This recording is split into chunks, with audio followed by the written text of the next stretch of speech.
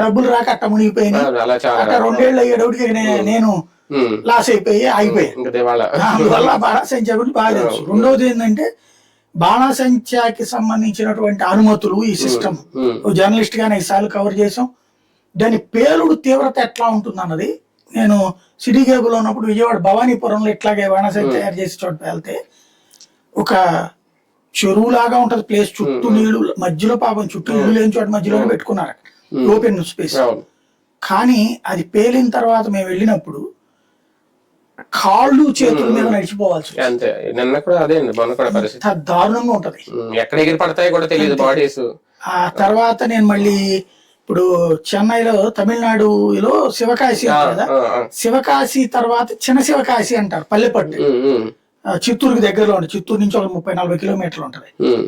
అది అక్కడ టైప్ అనమాట, Sivakasi type, chief and best గా దొరుకుతుంది అక్కడ. అప్పుడు నేను TV9 తిరుపతి చేసేసి మళ్ళీ విజయవాడ ట్రాన్స్ఫర్ అయ్యి వచ్చినప్పుడు అక్కడ ఇన్సిడెంట్ జరిగింది, 25 మంది దాకా చచ్చిపోయారు. అప్పుడు వెళ్ళినప్పుడు చూసా లోపలే ఎలా కరిగిపోతారని. పర్మిషన్స్ ఉంటాయి అక్కడ, ఉండి కూడా జరిగిన ప్రమాదం, ఇక్కడ లేకుండా జరుగుతున్న ప్రమాదం. బేసిక్ ఏదో ఇక్కడ పర్మిషన్ ఉందట, ఏదో 9 మందికి అలౌ చేస్తే 20 మందికి.